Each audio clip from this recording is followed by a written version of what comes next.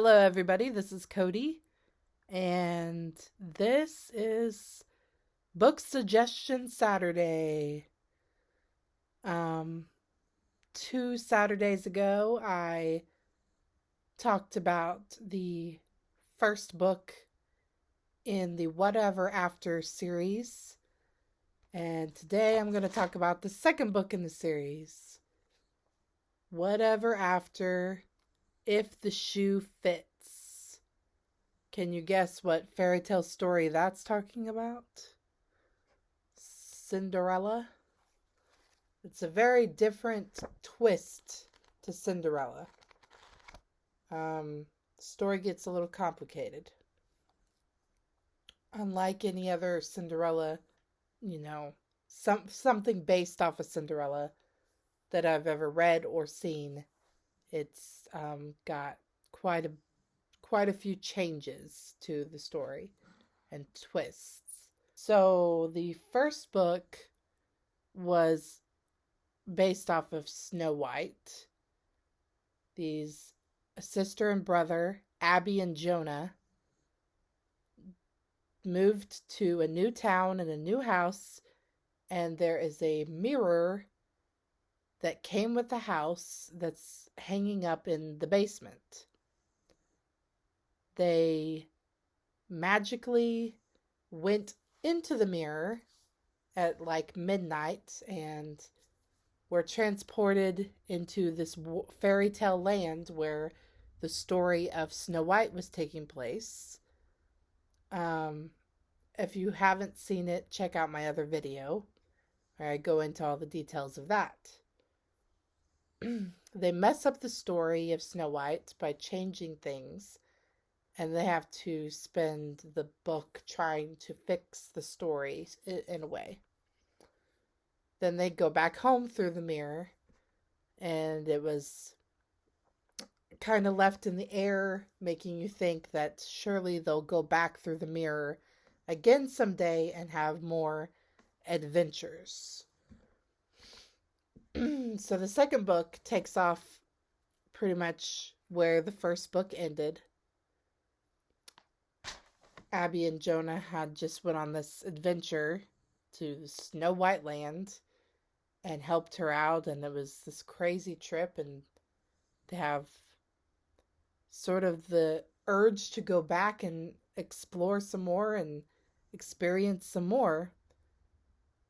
So Jonah or both of them really, they both want to go, but they don't know how to get into the mirror. The mirror isn't letting them in. The last time they went in, it was like they had to tap on the mirror a certain amount of times, and then like a purple smoke or something appeared and let them in. But now it's not working. They don't know how or if it's going to let them back in again. Last time they went in the mirror, it was unexpected, and they were wearing their like pajamas, their sleep clothes. So now they keep trying and getting up in the middle of the night to try to sneak off into the basement and go. And they get all dressed up in their regular clothes because they want to be more prepared this time. But it's just not happening. So Abby has kind of given up on the idea. She's like, it's not going to let us. But Jonah is persistent. He begs her to come downstairs. She's to try the mirror again. She's like, it's not going to work. She's given up on it. And so she's just wearing her pajamas because she doesn't think it's going to work.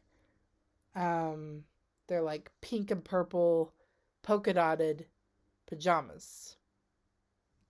But this time it does work. Last time they went through the mirror, they woke up in a forest in Snow White's world. This time they wake up in a pile of coats and stuff, and inside of like a coat closet, like a large coat closet full of all these fancy coats.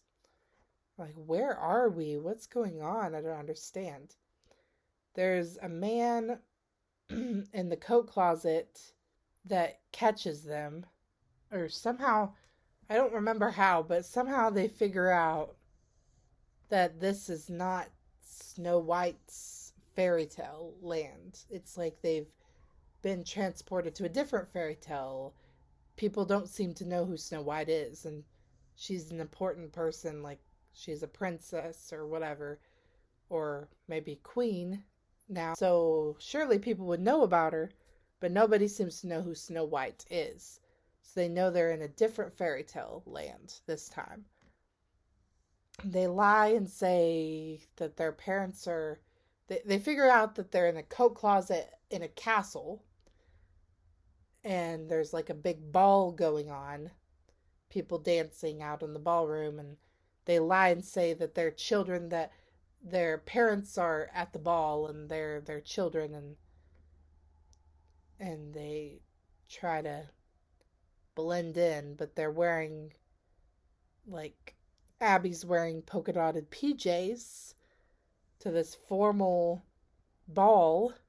Kind of works out because they find out that the fairy tale land is called Flume, and their flag and colors are the same pattern as her pajamas. So it looks like she's kind of dressed this crazy outfit that's the same color as their kingdom flag, the Flume flag.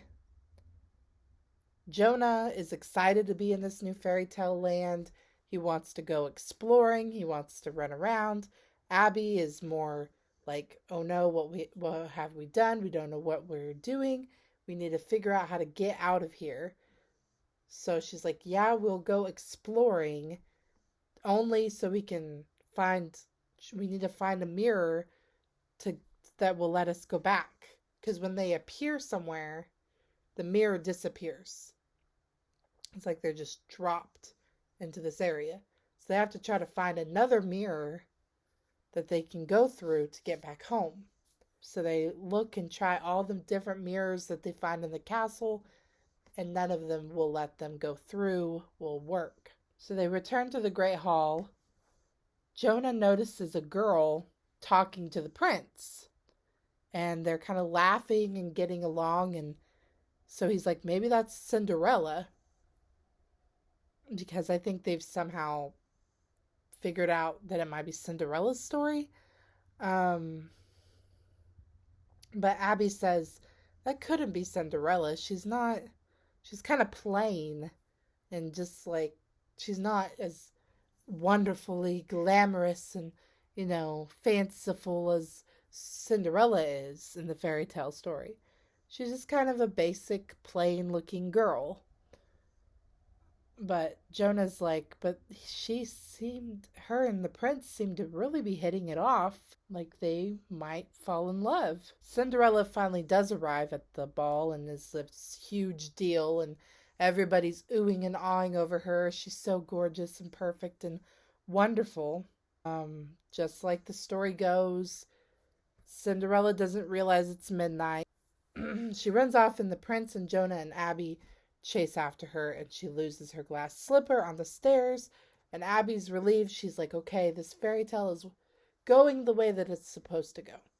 Because the prince, like, he was hitting it off with this other girl who was kind of plain or whatever. Not as wonderful as Cinderella. Then Cinderella shows up as like, look at me, I'm so perfect, and he kind of gets pushed, like, oh, she's so popular and pretty, and everybody's oohing and awing over her. I'm the prince, I need to go be with her and dance with her, and so on and so forth, give her attention. So they do dance together and whatever, but it's like, it's more of like just off of what everyone else was saying and her beauty and stuff. It's not that they had this deep connection. Like, it's not like they really hit it off mentally and like got along personality wise. It's just kind of based off the looks. Because he doesn't know her, and you know.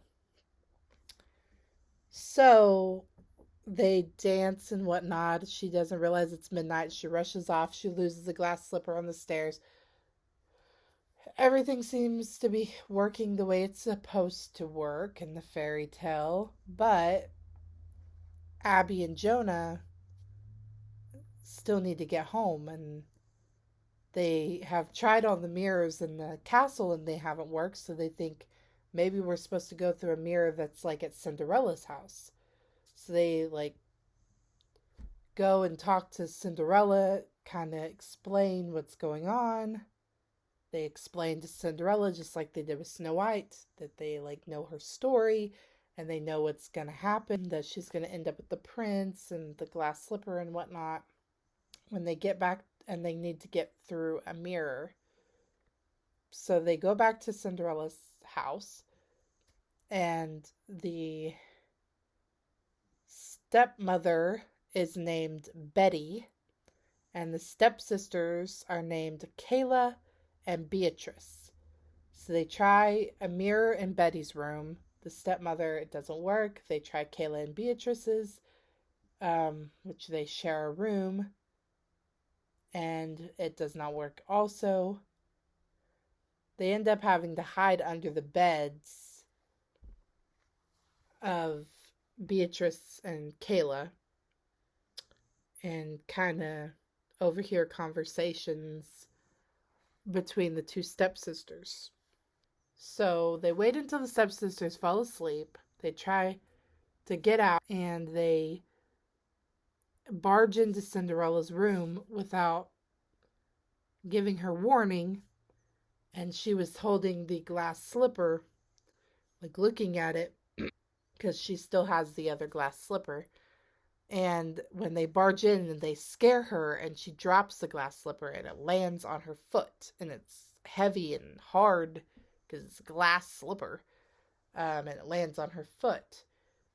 They sleep on beds of straw, and then in the morning, Cinderella's foot has swollen up really big from the glass slipper landing on her foot and smashing. It also smashed and broke. So I don't remember what happens exactly. Something like they get caught.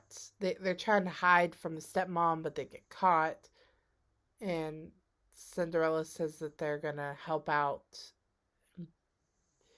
work too in the house, like servants. And so they have to work. And you're like, what are we going to do? Because the prince is supposed to go around with the glass slipper and try it on all these eligible ladies' feet, and Cinderella's foot's all swollen up, the one that she needs to try the shoe on. So it's not going to fit, and the story's not going to work the way it's supposed to. And the other glass slipper is also shattered, so they only have the one shoe to deal with. So they they say, well, the fairy godmother helped you go to the ball and everything like that. Maybe she'll help you again with this swollen foot situation. So they try to contact the fairy godmother, whose name is Farah. She says, you know what, I'm sick of all this. You need to learn how to take care of yourself and work for yourself and earn some things, not have everything handed to you, which I like. And I like that message in the story. I always didn't really like Cinderella, the way it was like, oh, this girl, she did work for her stepmother and stepsisters. She did chores, and they said she couldn't go to the ball, and they tore up her dress or whatever, and then she just cried and didn't know what to do. And then fairy godmother comes and just hands her everything and just has her go and meets the prince, doesn't know anything about him, but they fall in love at first sight, and he wants to meet her. He doesn't even, like, he's going around the whole town trying glass slippers on girls' feet like he doesn't remember what she looks like. uh I just thought the story was a little dumb, the original story. So the fairy godmother says, you need to kind of prove that you can do stuff on your own and get responsible and blah blah blah. So Cinderella's like, "What do I do?" She says, Farah says that Cinderella needs to learn to stand on her own 2 feet. So Abby and Jonah tell her, ways to be responsible. You need to like get a job and earn money, and then you can use the money to buy, get a place to live, like pay for rent. It's kind of funny in this fairy tale world. So they find an apartment for Cinderella that costs $100 for rent. And they're like, we need to find a job for you. What are you good at? You're good at cleaning and stuff. Maybe you could do some sort of maid service, but get paid for it. And then you can earn money to get an apartment of your own and get away from the stepmother and stepsisters and stand on your own 2 feet, which I love that part of the story. It's awesome. So that for the next few days, they try to get Cinderella a job, and they do chores around the house, serving the step family. They try to get Cinderella to get a job, something to do with cleaning or sewing. But she's like, I don't want to do that. I hate that stuff. I'm sick and tired of it. I have to do it all the time here, and I don't want to do that for a living. So they're like, well, what are you interested in? What's your interest? What do you love? And they find out that she really loves cooking. So they're like, okay, well, we need to figure out some kind of food that's like unique, something that you can make that nobody else makes and you can sell and it will be a big hit. So in the real world, of course, we have lots of different foods. They thought maybe some of those are not, people don't have them in this land of Flume. Maybe they've never heard of these things. So they suggest a few things, ask if they have that there, they've ever heard of it. They figure out that they don't have brownies. So they kind of get a recipe for brownies, teach Cinderella how to make them. She makes them and they go to try to sell them. And she calls them crownies. And they go to the market to sell them. And Abby and Jonah are trying to help. And Abby is passing out samples to try to lure in more customers. And she runs into Kayla, one of the stepsisters. But she ends up helping them. And she doesn't seem to be that bad of a stepsister after all, really. It's like she's actually a little bit nicer than the other stepsister and the stepmother. She's the one, the plain girl that was talking to the prince at the beginning of the story. It was Kayla. But then Cinderella showed up and just kind of stole the show. And Kayla was just kind of pushed to the side, even though she had way more in common with the prince, and they were actually getting along and laughing and everything. They raise $100. They go back to Farah right before the prince arrives. Unfortunately, it is sabotaged by Betty and Beatrice, the other stepsister and the stepmother. They have gotten hold of Farah's wand, and they turn Abby, Jonah, and Cinderella into mice, Kayla into a rat, the other stepsister, and Farah into a lizard, the fairy godmother. She shrinks Beatrice's feet so that they will fit in the glass slipper. But Abby, who is a mouse, manages to get the wand from Betty and gives it back to Farah, who turns all of them back. So Cinderella, she decides, which I love the ending to the story, Cinderella decides She likes working, she likes having her own apartment, and she really isn't that interested in the prince. Really, she's just enjoying having her own place, having a job, and so she's like, I don't need that. I'm going I'm just gonna let my stepsister be with him because they seem to really like each other. Um, so Kayla the stepsister ends up engaged to the prince, and Cinderella has her own thriving business and her own apartment. And Abby and Jonah go back home through the fireplace. So the story got changed substantially, but still made for a really good story and a really good ending. I love how she changes the names of the characters to more modern names sometimes, like except for Cinderella, the main one, and Snow White, the main character. She changes the names of almost all the other characters.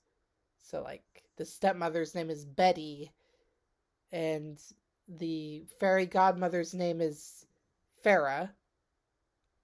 And then there's Kayla and Beatrice, the stepsisters, and Prince Jordan is the prince. Prince Jordan and Prince Jordan's mom and dad. This place, the fairy tale land, is called Flume. Let's see, which do I like better between the two? It's hard to say. Kind of on equal playing ground. I might say the first one just because it's the first one. I don't know. I might like the second one a little bit better. I really like how she got her own apartment and job and was like, I don't need a prince after all. She's pretty. It's the writer, Sarah. I don't know how to say her name. Mlynowski. She's originally from Montreal. She now lives in the Kingdom of Manhattan with her very own Prince Charming and their fairy tale loving daughters. I would highly suggest this one. It's a good one.